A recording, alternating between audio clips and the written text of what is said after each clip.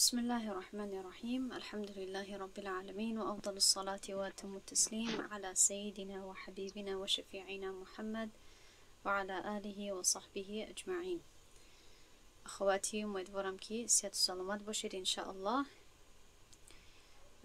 درس امروزه رو با حوار آغاز می‌نمایم، اما کوشش کنید که میکروفون های خود رو محکم کنید. تنها کسانی که باید حوار تقدیم کنند، کسانی که باید حوار پیش کنند، تنها آنها باید میکروفون های خود را گشایند.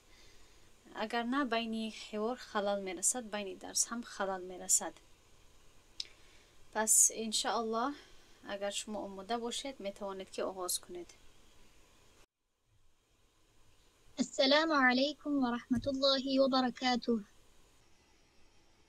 وعليكم السلام ورحمة الله وبركاته. هل أنت مشتغلة هذه الليلة؟ آیا شما امشب مشغول هستید؟ لا، لست مشتغلة. نه، مشغول نیستم. يسرني أن تتناولي عشاء في بيتي. من خرسند می شوم با هم خوراک شام خوریم. شكرا جزيلا على الدعوة. تشکر زیاد برای دعوت. الحمد لله. ماذا تحبين أن تأكلي؟ شکر الله. شما چی خوردنی را دوست می دارید؟ أحب أن آكل اللحم والسلطة. من خوردن گوشت و سالاد رو دوست می‌دارم. وماذا تحبين أن تشربي؟ و شما چی نوشیدنی را دوست می دارید؟ أحب أن أشرب الشاي. أحب أن أشرب الشاي. من چای نوشیدن رو دوست می‌دارم. حسنا، انتظرك بكل السرور. بهترین، من شما را با خوشنودی انتظارم. سأحضر لك الموز والتفاح والعنب. من به شما بنان، سیب و انگور میارم. بارك الله فيك يا أختي الغالية. الله برکت دهد به شما ای خواهر عزیزم. و فیک بارک الله یا اختی الکریمه. و الله شما را نیز برکت دهد ای خواهر گرامی. خب ماشاءالله بهترین بود. احسنتم. بعضی خطاگی ها بود که شما در نطق اصلاح کردید، تنها در نوشته در این پریزنتاسی که شما آماده کردید در اینجا خطاگی ها در نوشت هست. اما من به شما اشاره کردم بارکی باید نشود بارکه، چون که این از اصلی فعل هست. خب اکنون انشاءالله میگذاریم به وظیفه خانگی هفته گذشته. نامه های خود را نویسید انشاءالله. من نامه های شما را گرفته از شما میپرسم که جواب دهید. خب انشاءالله. خب این بود جواب های شاگردان. تمام این جواب ها درست هست. خواهش میکنم که تا اینجا که ما رسیده ایم، مخصوصا همین درس چهارم و پنجم را خوب تکرار کنید که این در موردی مبنی ها بود. تمامی بخش های مبنی ها، یعنی کلمه های تغییر نکننده از بخشی از قسمی اسماء و افعال و حروف. اکنون در این درس میگذاریم به درس نو. خب اکنون درسی ششم و هفتم که به دو قسمت من تقسیم کردم، دایر به معرب ها خواهد بود. دایر به قسمی مقابلی که قسمی که مقابل به مبنی ها می باشد. اگر با یاد داشته باشید تمام این بخشی درسی چهارم تا هفتم در موردی البناء و اعراب هست، یعنی کلمه های تغییر کننده و تغییر نکننده. چهارم و پنجم درس در مورد مبنی ها بود. اکنون درس ششم و هفتم در مورد معرب ها خواهد بود. و علاقه از سببی که اینها متضاد هستند، یعنی که مقابل هم دیگر هستند، کسانی که مبنی رو خوب فهمیدگی باشند، خوب درک کردگی باشند، علاقه شما معرب رو میفهمید که چیست. و درس امروزه خیلی الحمدلله آسان هست و گرچه که تفصیلات نوشتگی شدگی هست، من یعنی یکم چیز رو فهموندن لازم نیست به من. یعنی میتوانیم که به سهولت همین ها رو بخونیم و خوب از خود کنیم و اونقدر چیزی دشوار نیست. البته شما میدانید که مقابل مبنی معرب می باشد، یعنی که کلمه هایی که دایر به عاملی که به آنها تأثیر میکند تغییر میکنند. حالتی رفعی، نصبی و جری می داشته باشند یا جزمی اگر فعل باشد. خب اکنون انشاءالله آغاز میکنیم. صحیفه 29 رو کشوی در کتاب های خود و در اینجا نوشته شدگی هست ثانیا الاعراب. خب من سرلوحه این رو کمی دیگر کردم از سببی که من نگفتم ثانیا الاعراب یا اعراب، همین خیلی معرب ها گفتم که روشن‌تر باشد برای کسانی که به تاجیکی میخوانن یا قسمت تاجیکیش رو میخوانن، از سببی که در قسمت بینو من مبنی ها گذاشتگی بودم. از این سبب من معرب ها در اینجا نوشتم. به هر حال اعراب چی معنا دارد؟ هو تغییر اواخر الكلمات لفظا او تقديرا لاختلاف العوامل الداخله عليها. اعراب به چی اشاره میکند؟ اعراب تغییری آخری کلمه ها در لفظ یا پنهانن می باشد، وابسته به اختلاف عوامل یا اینکه عامل هایی که به آن وارد می شوند. اگر نمیفهمید که عوامل یا عامل چی معنا دارد، عوامل جمع کلمه عامل هست و در درس عربی ابتدایی ما گذاشته بودیم که حرف ها میتواند که حرف های باشد به دو قسم تقسیم میشوند: حرف های عامل یا عامله عوامل و حرف های غیر عامل، حرف هایی که تأثیر گذار هستند و حرف هایی که تأثیر گذار نیستند، یعنی که تأثیر میکنند به کلمه بعدی و حرف هایی که تأثیر نمیکنند. و البته شما میدونید که حرف های جر مثلا تأثیر گذار هستند، عامل هستند، اما و فا مثلا حرف های عطفی تأثیر نمیکنند به کلمه بعدی. پس این است معنای عوامل اگر نفهمید. پس اعراب یعنی با لفظ های آسان این به چی اشاره میکند؟ به تغییر کردن کلمه ها وابسته به عامل ها و وابسته به جای همین کلمه ها در جمله و چی گویم که چی وظیفه رو میبازند در جمله. خب که مثال های خیلی زیاد پیش کرده می شود، کمی زیاد هست مثال ها، اما خیلی این نقطه رو یا این تعریف رو با ما روشن می سازد. میگوید که ای ان الكلمه إن تغير حال آخرها من حال الرفع إلى حال النصب أو الجر بسبب العوامل الداخلة عليها فهي معربة. يعني اگر حالت آخری کلمه از حالت رفع به حال نصب به حالت جر تغییر کند با سبب عواملی که به آن داخل می شوند، پس آن کلمه رو ما معرب میگوییم، یعنی که تغییر پذیر، کلمه که تغییرات رو قبول می کند و باید تغییر داده شود وابسته به جایش در جمله. به هر حال میگوید که والاعراب لا يدخل الا الاسم والفعل المضارع. اعراب داخل نمی شود. اعراب باید داشته باشید به حرکت ما اشاره میکنیم. وقتی که اعراب میگوییم حرکتی که حرف در حرف آخرانی کلمه ها باشد، حالت اعرابی. و گرچندی که من در درسی به فکرم چهارمی در درس تثنیه و الجمع واحد تثنیه جمعی عربی ابتدایی فهمونده بودم که اعراب یعنی چی، یعنی اگر نفهمید تا حال نفهمیده باشید، یعنی در آنجا من ساده کرده میفهمونم که خلاصه اعراب همین است که حالتهای اعرابی گوناگون می باشند در زبان عربی. بعضا کلمه ها ضمه می داشته باشند، ضمتین که این را حالت رفع گفته می شود، و دیگر علامت ها هم هست که در این بخش داخل می شوند، یعنی که برای تثنیه آنی هست، برای جمعی سالم اونه هست و برای منصرف و غیر منصرف دیگر علامت های رفع هم هست. اما از همه علامتی مشهور و علامتی که گویا همچون سرلوحه همین قسم و همین بخش می باشد و نام همین بخش را از سبب همون علامت داده می شود، این ضمه و ضمتین هست. خب پس این رو حالت رفعی گفته می شود و همین خیل اگر فتحتان باشد حالت نسبی و جر یعنی کسرتین باشد حالت جری و اگر سکون باشد حالت جزمی. چگونه ما میتوانیم بفهمیم که کلمه باید در کدام حالت گذاشته شود؟ این وابسته به فهمیدنی مرفوعات، منصوبات و مجرورات هست که الکی شما از این سه بخش کلان مجرورات رو میدونید که تنها دو بخش کلمه ها در مجرورات یعنی که در حالت جری باید داخل شود که این هست مجرور، کلمه هایی که پس از حرف جر می آیند، و مضاف الیه. از همه مجرورات آسان ترین هست چون که تنها دو حالت یعنی که دو زیر قسم کلمه ها تحت مجرورات داخل می شود. اما مرفوعات زیادتر هست. مثلا فاعل عمل کننده همه وقت مرفوع می باشد، مبتدا و خبر و نائب و فاعل و غیره.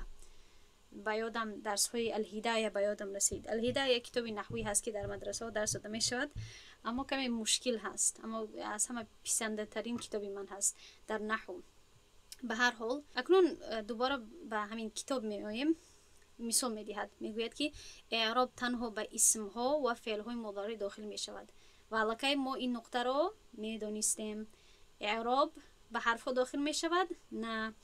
به فعل های ماضی داخل می شود؟ نه. به تمامی فعل های مضارع هم داخل نمی شود.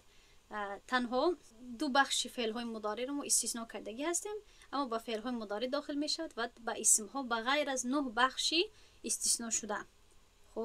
خب اکنون مثال می دهد، می گوید که مثاله من الاسم کلمه رجل من.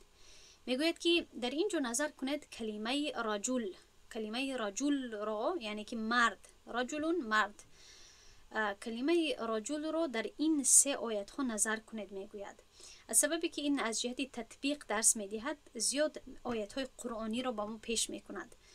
خب اما ما می توانیم که یک مثال آسوده هم اینها رو به مثال های آسوده هم تغییر دهیم، اما حاجت نیست چون که آیت ها هم آسان هست. خب در اینجا نظر کنید، هم توجیکش در این طرف هست اگر خواهید. و جاء رجل، سوره قصص آیت 20. الله سبحانه و تعالی در این آیت چی میگوید؟ این یک قسمتی آیت هست، یک پاره آیت هست. و مرد آمد، و آمد مرد. در اینجا رجلون گفتیم، اهمیت دهید. در آیت 2 اتقتلون رجلا، آیا شما جمع مردان قتل میکنید؟ آیا همزه استفهام، حرف استفهام. رجلا میگویم، گپی اساسی همین است. رجلون نگفتیم، رجلا گفتیم. در آیت 3 اوحینا و اوحینا الی رجل. خب و ما وحی کردیم و ما وحی فرستادیم به طرفی، الی به طرفی حرف جر، رجولین مرده. پس هدف مؤلف در اینجا همین قدر هست که ببینید که چه در این آیت ها کلمه رجل تغییر کرد. اکنون میفهماند، میگوید که ففي الآية الأولى جاءت مرفوعة. میگوید که در آیت 1 کلمه رجل جاءت، یعنی جاءت کلمه رجل مرفوعة. خب کلمه رجل در حالت مرفوع آمده است، یعنی که در حالی رفع آمده است. رجلون گفتیم. از چی سبب؟ سببش رو میفهماند. لأن عاملها جاء يطلب فاعلا فجاءت فاعلا. از سببی که عاملش در اینجا فعلش، فعلی که پیش از آن می آید، جاء یعنی که آمد، طلبگاری فاعل هست. فاعل اگر ندانید، عمل کننده، اجرا کننده عمل کننده رو طلب می کند، پس این همچون عمل کننده در این آیت می آید. فهمیدید؟ در اینجا و جاء می توانیم که واو رو حرف استئناف گفته یک طرف گذاریم. جاء فعل ماض، رجل فاعل. پس هر عمل کننده، این نقطه رو نویسید اگر تا حال نفهمیده اید، هر عمل کننده، هر فاعل باید در حالت رفع باشد. همه وقت ما باید اون گویم اگر الف لام نداشته باشد، یا او گویم یعنی که ضمه بدهیم در آخری کلمه اگر الف لام داشته باشد. از این سبب میگویم مثلا جاءت فاطمه، جاءت مریم، و جاء الولد، و جاء ولد. فهمیدین؟ این است حالت رفعی. پس این از سببی که فاعلی جاء هست، یعنی که فاعلی این فعل هست، فاعل این فعل هست، از این سبب این در حالت رفعی است. و فی الآیه الثانیه جاءت منصوبه. میگوید که در آیت 2 کلمه رجل آمده است همچون منصوبه، یعنی که در حالت نصب آمده است. رجلان گفتیم از چه سبب؟ لأن عاملها تقتلون یطلب مفعولا به فجاءت مفعولا به. زیرا عاملش در اینجا عاملش تقتلون هست، فعل و فاعل. در این تقتلون گرچند که این ما تحت سؤال هست، اما اگر این حرفی استفهام را هم یک طرف گذاریم که به فهمیش مخلل نرساند، تقتلون چی هست؟ تقتلو، تقتلانی، تقتلون. در فعل مضارع در مخاطب هستیم. تقتلو تو یک مرد میکشی، میکوشی یعنی که حاضر یا اینکه در زمان آینده. تقتلانی تقتلون، شما جمع مردان میکوشید یعنی که حاضره یا در زمان حاضره یا اینکه آینده. خب اکنون این شد فعل فاعل و چی رو تقاضا میکند، چی رو طلب میکند؟ یک مفعول بهی رو. کلمه مفعول بهی خیلی زیاد پیش می آید، حتی در درسی لغت و ترکیب هم خیلی زیاد پیش می آید. نمیدونم تا حال شما باید بدانید که این چیست. مفعول به من در یک درس قبلی هم فهمونده بودم، یعنی که قبول کننده عمل، نه اینکه اجرا کننده، بلکه عمل به همان کس یا چیز می شود، صادر می شود. و یک مثال آسانی که من همه وقت پیش می کنم، اگر مثلا گویم که خالد زید رو کمک کرد، میگویم نصر خالدون زیدن. زیدن گفتم کی کمک کرد؟ خالد. اما کمک به کی داده شد؟ تأثیر کمک به کی رسید؟ کمک رو کی قبول کرد؟ زید قبول کرد. پس زید آن کسی هست که با او عمل اجرا کرده می شود. برای همین این رو گفته می شود مفعول بهی، با او عمل اجرا می شود. فهمیدید؟ خب دیگر این است از سببی که مفعول بهی طلب می کند، این شد مفعول بهی. و همه مفعول ها، این رو هم فراموش نکنید، همه مفعول ها مفاعیل 5 نمودی مفعول هست که حالا شما تنها یک قسمش رو مختید. 5 اقسامی مفعول هست. خب و از همه قسم اساسیش مفعول بهی هست، مفعول له هست، مفعول فیهی هست، مفعول اجلی و غیره هست، مفعول مطلق. اما مفعول بهی از همه قسم مشهورش هست. اما فراموش نکنید این هم در یک کنجه که دفترتون نویسید که قاعده آسان است برای حفظ کردن. مفعول بهی همه وقت منصوب می باشد. مفعول بهی و مفعول ها همه وقت منصوب می باشند. خب من می خواهم که این رو همچون فاتحه بدانید. خب فاعل همه وقت مرفوع، مفعول همه وقت منصوب. كل فاعل مرفوع وكل مفعول منصوب. به هر حال آیت سوم و فی الآیه الثالثه جاءت مجروره. اکنون میگوید که در آیت سوم رجل همچون جر مجرور آمده است در حالت جری. از چی سبب؟ لان عاملها اینش آسان است. بله اینش آسان است. الی یطلب مجرورا. میگوید که در اینجا کلمه الی که عامل هست یا حرف الی که عامل هست، تأثیر گذار هست، تأثیر کرده است به کلمه رجل و رجل را مجبور ساخته است که در حالت جری باشد. از این سبب میگوید فجاءت مجرورة بی الی، از سبب حرف الی. پس در آخر میگوید که فلما تغیر حال آخرها بتغیر العوامل عرفنا انها معربه. پس وقتی که حالت آخر کلمه با تغییری عامل ها تغییر یافت، ما میفهمیم که آن کلمه معرب هست. میگذاریم به صحیفه بعدی. اکنون این صحیفه خیلی آسان هست، میخواهم که یعنی تیز این رو گذارم و کسانی که تا حال نفهمیدند فاعل و مفعول رو خیلی کوشش کردم که واضح فهمونم، اما در اینجا یک بار دیگر میگذاریم. خب اکنون میگوید که یک مثال دیگر میدهد. خب در اینجا مثال رجلون رجلن رجلین بود. در اینجا یک مثالی فعل رو میدهد که چطور فعل تغییر میکند. چون که در اینجا چی گفت که اسم ها تغییر میکند و فعل های مضارع تغییر میکند. اکنون در اینجا در این صحیفه مثال های فعل های را میدهد که یا فعل را میدهد که تغییر میکند حالتش به 3 حالتی که فعل ها قبول میکنند: حالت الرفع، حالت النصب و حالت الجزم. خب میگوید که بیا بگیریم کلمه یأکلو را همچون یک مثال. یأکلو یعنی که خوردن در حالت حاضره یا اینکه آینده. اکل یأکلو، نصر ینصرو. خب از باب نصر ینصرو هست. همین قدر بفهمید که یأکلو در اینجا فعل مضارع هست، مضارعش رو استفاده میکنیم.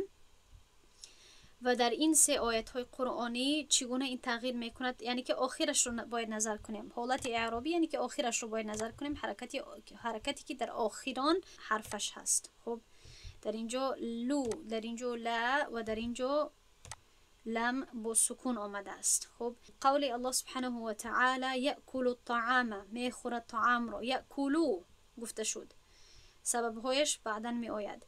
ان یأکل لحم اخیه، که بخورد گوشت برادرش رو. این در مورد غیبت هست. خب ان یأکل که بخورد گوشت برادرش رو. ان یأکل گفتیم. قوله تعالی فلیأکل بالمعروف، فلیأکل امر هست، پس بخورد. پس بگذار که بخورد با نیکی، یعنی از مال. خب در اینجا ببینید لم ساکنه هست. پس از چی سبب این تغییر کرد؟ میگوید که فی الآیه الاولى جاء الفعل یأکل مرفوعا. در آیه یکم ببینید که چی شد؟ یأکلو همچون لام مرفوعه، یعنی که در حالت رفعی آمد. یأکلا نگفتیم، یأکل نگفتیم. البته یأکلی حتی جایز نیست برای فعل ها، حالتی جری به فعل ها وجود ندارد. لأن التجرد من الناصب والجازم يقتضي رفعه. در این مثال یکم از چی سبب یأکلو میگویم؟ از سببی که در اینجا یگان تأثیرگذار و عامل وجود ندارد. چی گفتم؟ یگان تأثیرگذار، یگان عامل، حرفی که تأثیر کند پیش از این نمی آید. میبینید آیا پیش از این ان، لن، کی، ایدن یا این، لم، لملی، لا یا یگان حرف های جر یا حرف های امر، لام الامر یگان چیز می آید؟ نه، در اینجا نمی آید. پس حالت عمومی و اساسی تمام کلمه ها و فعل های زبان عربی چیست؟ حالت الرفع. حالت الرفع یعنی که حالتی رفعی، حالتی که در آخران حرفش ضمتین باشد. پس این رو ما در همین حالت اساسیش میگذاریم، رها میکنیم. یأکلو می ایستد. اما در آیه بعدی ببینید ان آمده است و ان از کدام حرف ها هست؟ حرف های ناصبه. پس در اینجا میگوید و فی الآیه الثانیه جاء منصوبا لأن ان تقتضی نصبه. در آیه دوم پیش از کلمه، پیش از فعل یأکلو چی آمده است؟ ان آمده است. پس این ان تأثیر میکند به این فعل و آخرش چی میشود؟ فتح دار میشود. و در آیه سوم از چی سبب این در حالت جزم هست، سکون دار هست، جزم دار هست؟ از سببی که میگوید لأن لام الامر تقتضی جزمه. از سببی که در اینجا اگر اهمیت بدهید دوم حرفش چیست؟ لام. این لام امر هست، لی. این لم لی که میگویم لی، این لام امر هست. و لام امر اگر پیش از لام امر فا یا اینکه واو نآید لی می شود. اگر این فای عطفی نمی بود لیأکل بالمعروف می گفتیم. اما من به شما گفته بودم که اگر پیش از لام امر اگر فا یا اینکه واو بیاید والفل می شود. لام امر چی می شود؟ به حالتی سکوندار تغییر می کند.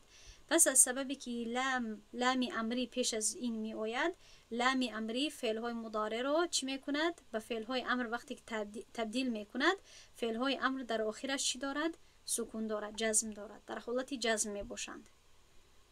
خب پس این بود مثال ها. این صحیفه در مثال های اسم را آورد و در این صحیفه مثالی فعل را آورد. اکنون می گذاریم به الاعراب اللفظی و الاعراب التقدیری. اعراب لفظی و اعراب تقدیری. پیش از آن که به این قسمت داخل شویم خیلی گوشهایتون رو باز کنید. اعراب لفظی و تقدیری چی معنا دارد؟ لفظی شاید برای شما کمی آسان‌تر باشد، یعنی که در لفظ دیده می شود، در خودی لفظ شنیده و دیده می شود، در کلمه وجود دارد، در شکل کلمه وجود دارد و شنیده می شود. در لفظ یعنی که موجود هست.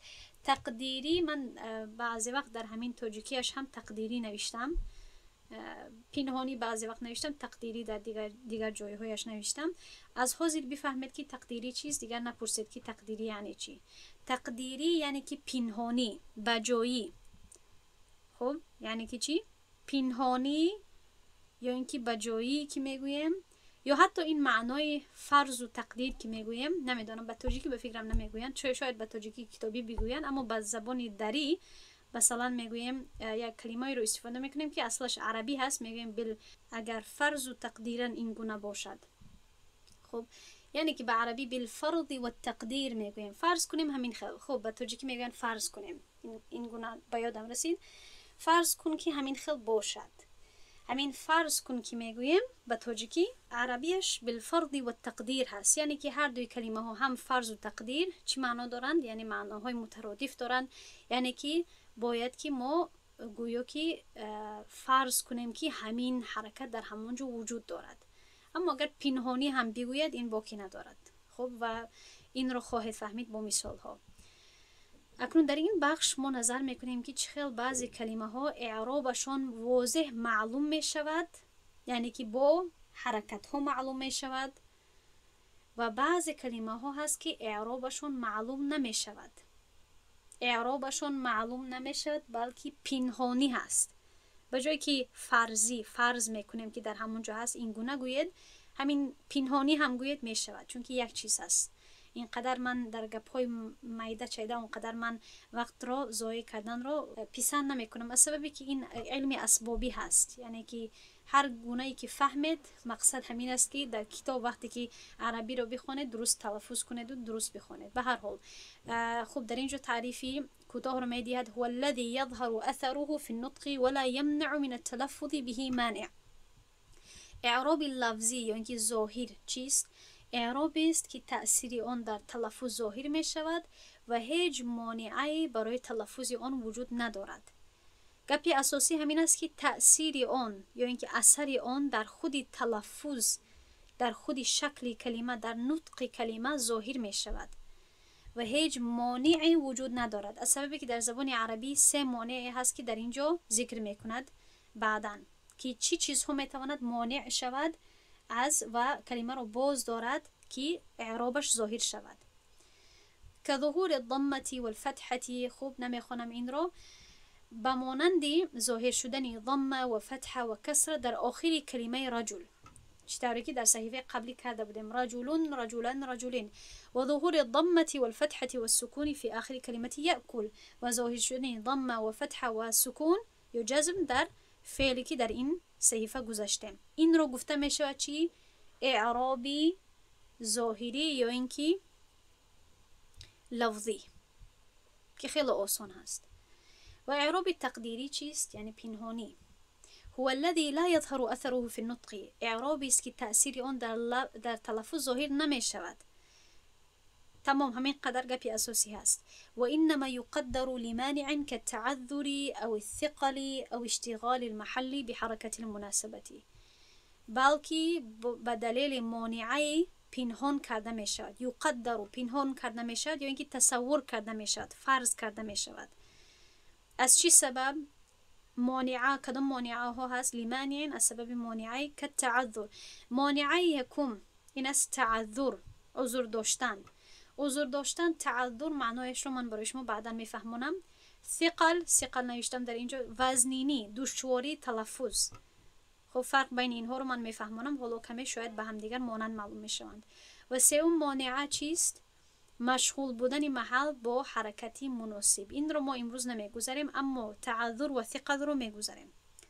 خب اکنون پیش از آن که به یکم قسمت داخل شویم، به شما 5 قسمی که ما حالا 5 قسمی کلمه هایی که اعراب تقدیری میگیرند به شما پیش میکند و امروز ما 2 قسمتش رو میگذاریم و در درس بعدی 3 قسمی دیگر که به هر یک این قسم یک صحیفه هست. درسی هفته آینده انشالله خیلی کوتاه خواهد بود و درس امروز هم خیلی آسان هست. خب تمام کلمه هایی که معرب هستند آنها عموماً چی میگیرن؟ اعرابی لفظی میگیرن، اعرابی ظاهری میگیرن، اما بغیر از این 5 اقسام. این 5 اقسام رو میبینید. این 5 اقسام چی هست؟ این 5 اقسام اعرابی تقدیری میگیرند. باید که اعراب اینها پنهانی باشد. خب نظر میکنیم: الاسم المقصور، اسم مقصور، اسم منقوص، اسمی که با یا متکلم نسبت داده می شود، فعل مضارع معتل آخر با الف، فعل مضارع معتل آخر با واو و حرف یا. خب اکنون نظر میکنیم با الاسم المقصور. اسم مقصور کدام هست؟ اسم مقصور هو كل اسم معرب آخره الف لازمة. اسم مقصور هر اسم است، هر اسم معرب است که آخر آن الف لازمه یا که حتمی داشته باشد. الفی که از شکلی و از ذاتی همون کلمه باشد. به مانندی الفتى. متاسفانه نمیدانم از چی سبب هست که در کلیواتور میگوید نمیدانم، اما همین در کامپیوتر چیزی که داریم جای نوشت کلیواتورا به فکرم کلمه رو استفاده میکنید. در همین متاسفانه وقتی به عربی می نویسیم نیست این گونه الف مقصوره، شکلش نیست. بعضی وقت پیدا کرده می شود که پیروت کرده می شود، اما در خود کلیواتورا نیست. از این سبب در اینجا اونقدر نوشته نشده است، اما این گونه فرض کنید که در اینجا چی هست؟ الف مقصوره هست. الف مقصوره به همین اشاره میکند. الفی که قصر شدگی هست، یعنی که کوتاه هست. قصیر چی معنا دارد؟ کوتاه. طویل و قصیر. مقصوره شکسته شده، کوتاه کرده. در تمام این اسم هایی که یای به نقطه رو میبینید، یای به نقطه یا نیست. یای به نقطه چیست؟ الف مقصوره هست. از این سبب است که بعضی مردم خطا میکنند در نوشتی یا و یای نقطه دار و به نقطه. این از دقت لغت هست، از دقت زبان عربی هست که بعضی مردم خطاگی میکنند. خوب گوش کنید که من چی میگویم. مثلا بعضی وقت می نویسند علا و هر وقتی که الف مدی کوتاه مقصوره بالای یا، بالای جایگاه یا که می آید، باید یا نقطه نداشته باشد. اگر نقطه بماند این خطا هست. هیچ وقت الف مقصوره با یا نقطه دار یک جای نمی آید. متاسفانه بعضی ها چی میکنند؟ این است علا، باید این گونه نوشته شود. بعضی ها این رو چگونه می نویسند؟ خب یعنی که یا نقطه دار رو استفاده میکنند و بعضی وقت یعنی کوشش میکنند که بالایش این گونه الف مقصوره گذارند. این نادرست هست. خب علا همه وقت باید با یایی که به نقطه هست، همچون جایگاه برای الف مقصوره استفاده میشد، باید نوشته شود. هدفم همین بود که هر حرفی که، هر کلمه‌ای که یای به نقطه دارد، بالایش اصلا الف مقصوره می باشد.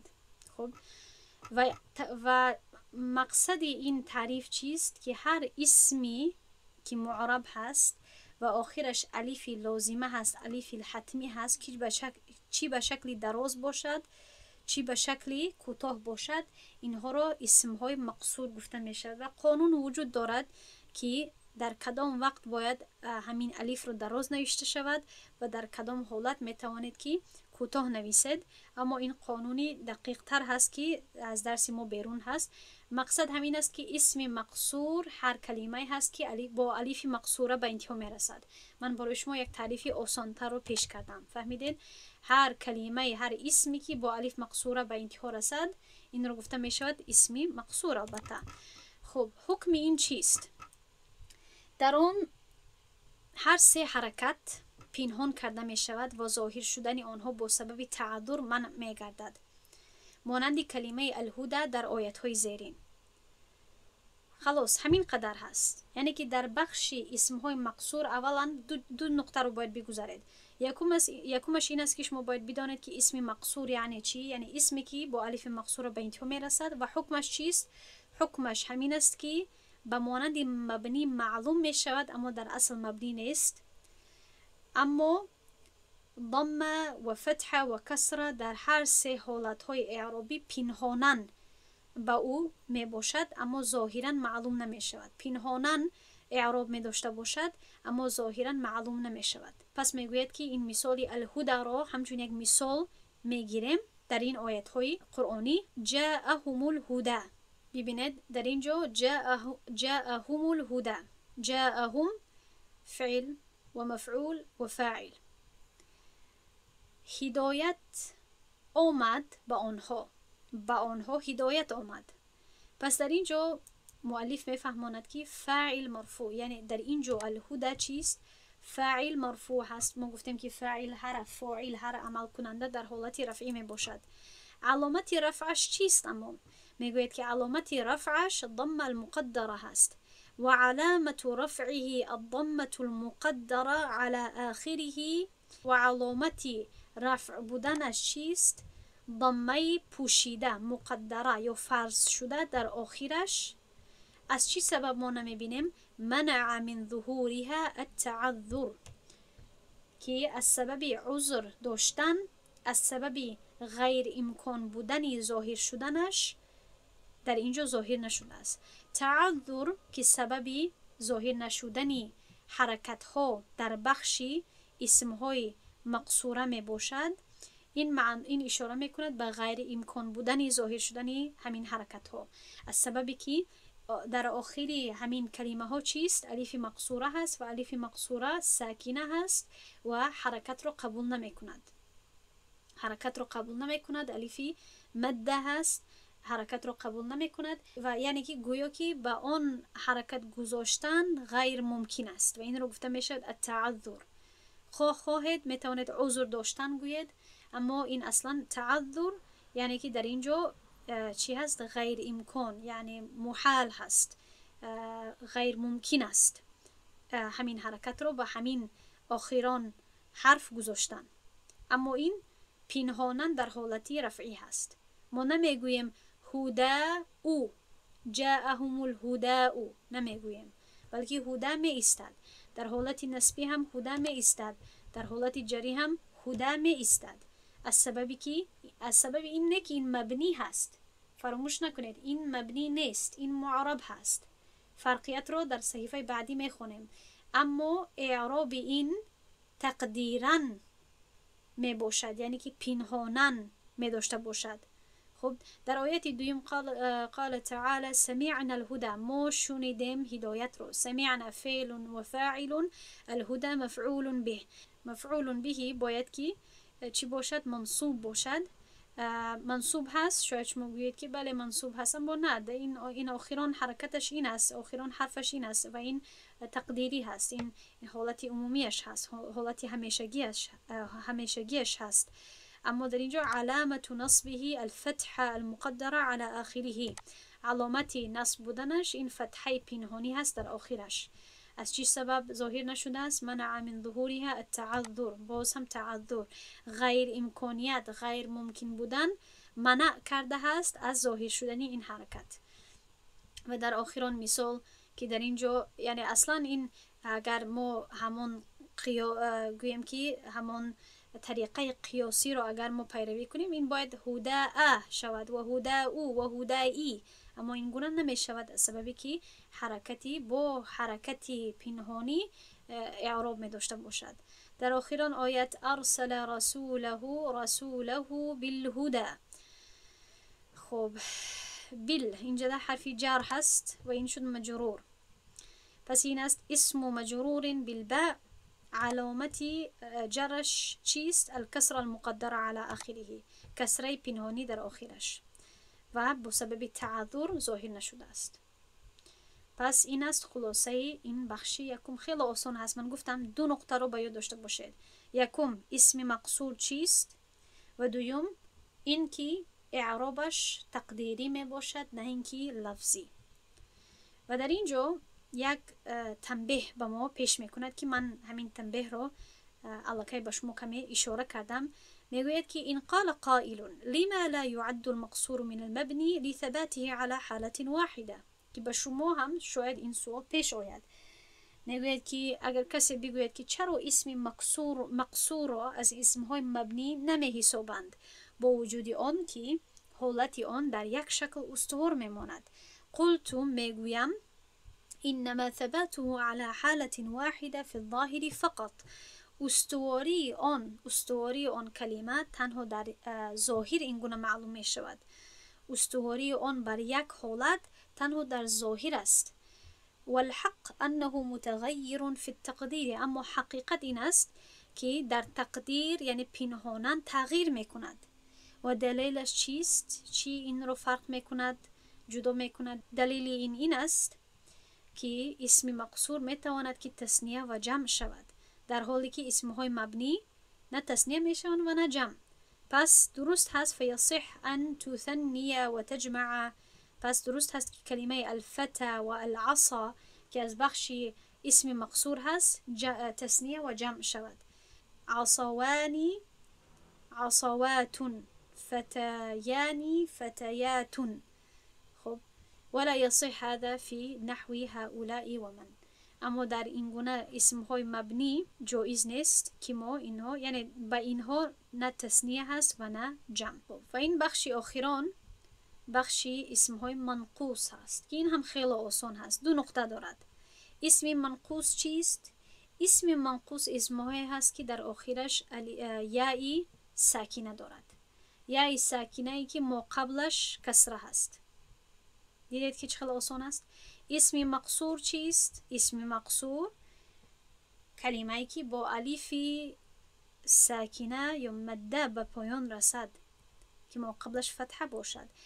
و همین خیل اسم منقوص اسمی هست، اسم معربی هست که آخرش یای لازمه باشد، یعنی که یایی که از خودی ذاتی همون شکلی همون کلمه باشد و یایی که ساکینه باشد و ما قبلش پیش از اون کسره باشد. به مانند القاضی، الداعی، الشافی. دیگر الایدی، مثلا الایدی جمعی کلمه ید، یعنی چندین تا جوره دست ها.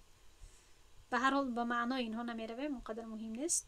اما دیدید که چقدر در همه این اسم ها چیست؟ این دایر تنها به اسم ها هست. توجه کنید. اسمی منقوص میگویم و معطل میرسیم. کسانی که معطل رو میشناسن به معطل میرسیم در بخش چهارم و پنجم. حکم این چیست؟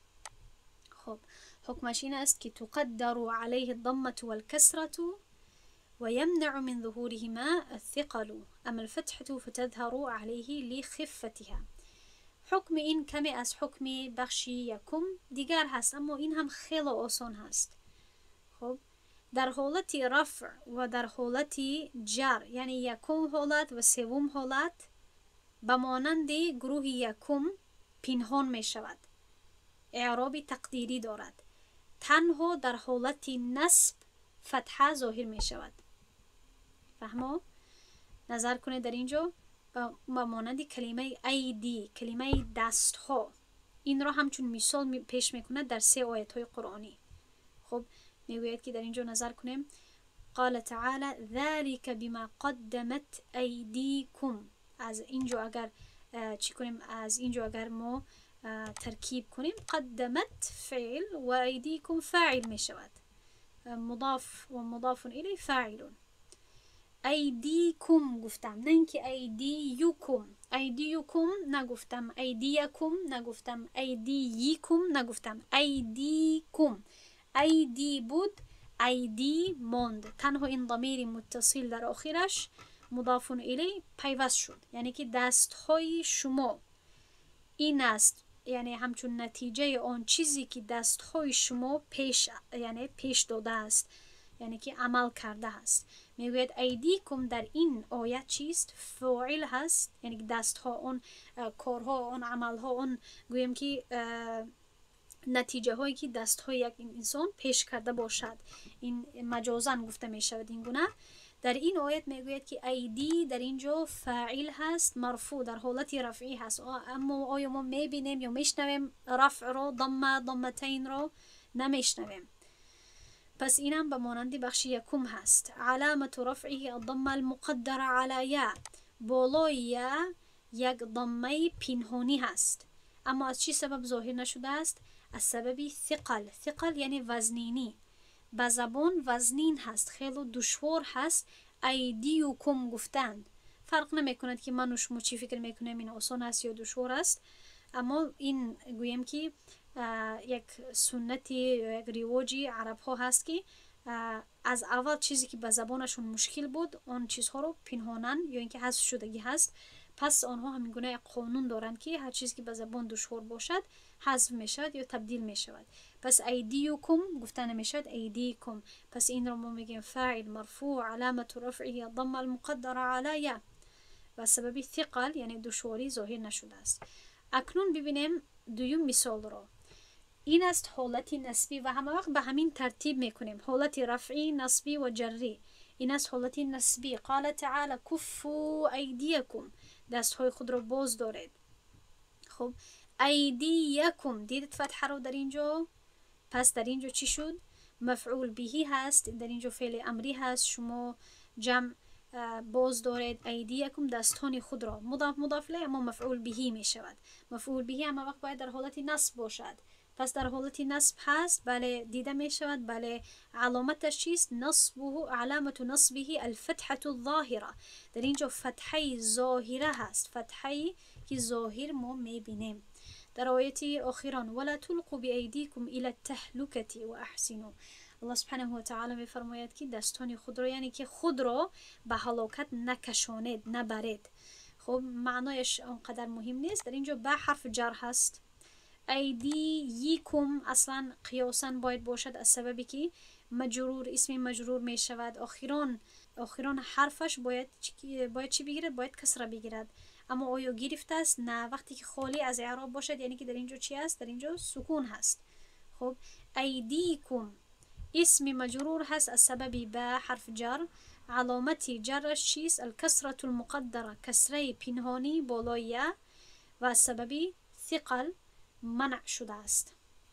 خب میگوید که لاحظنا ان الذي يقدر على الاسم المنقوص الضمة والكسرة فقط. مشاهده میکنیم، ملاحظه میکنیم، میبینیم که بالای اسم منقوص تنها ضمه و کسره پنهان میشود. یقدر، تقدر یعنی که پنهان میشود. اما الفتحة فتظهر، اما فتحه ظاهر میشود لانها خفیفه، از سببی که سبوک هست، یعنی که به طبق همین قاعده های همین زبان و مردمانی همین زبان. و من امثله ظهور الفتحه ایضا، و در اینجا 3 مثال پیش میکند که در آیات های قرآنی اسم منقوص در حالت نصب باشد و اعراب نصبش ظاهر شده باشد. مثلا یتبعون الداعیه، پیروی میکنه دعوگر را. داعیه مفعول به هست، فعل فاعل و مفعول به.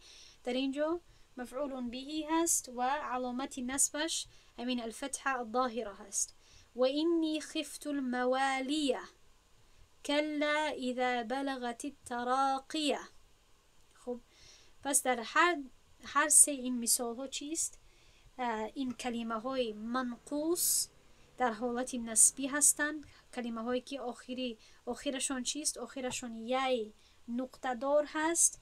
یک نقطه دیگه سبحان الله نقطه بالای نقطه میشه. در قرآن عموما در مصحف شکل نوشتی آیه های قرآن خیلی خاص هست و قانون های خاص دارد و در عموما در قرآن کریم یایی که این گونه دراز نوشته میشد هیچ وقت نقطه هایش ظاهر نمی باشد. اما در نوشتی غیر از آیات های قرآن باید که نقطه نوشته شود. اگر آیت قرآن باشد هیچ وقت نقطه گذاشته نمی شود. وقتی که یا در آخر بیاید این گونه، یعنی دومچه دار داشته باشد، دراز باشد، پایان افتد از خط، اما در مابین باشد البته که نقطه میگیرد. مقصدم همین است که شما در اینجا سرگم نزنید که این چرا نقطه اش نیست. اصلا نقطه دار هست، یای نقطه دار هست و در همین بخش اسم منقوص تمام یایی که در آخر این اسم ها می آید یاهایی هست که ساکنه هستند، نقطه دار هستند، ما قبلشون کسره هست. خب انشاءالله پس در همین جا درس ما به پایان می رسد. تمرین ندادم از سببی که می خواهم که درس 7 را هم به انتها رسانیم. به جای واجبات شما درس های قبلی را اگر فوت شده هست آنها را گوش کنید و انشاءالله هفته آینده به درس 7 که گذاشتیم بعداً تمرین خواهیم کرد. البته در تست ها می توانید که سوال کنید، قاعده ها را اول از یاد کنید. سبحان الله و بحمده، سبحانك اللهم و بحمدك، نشهد ان لا اله الا انت، نستغفرك و نتوب الیک. السلام علیکم و رحمت الله و برکاته.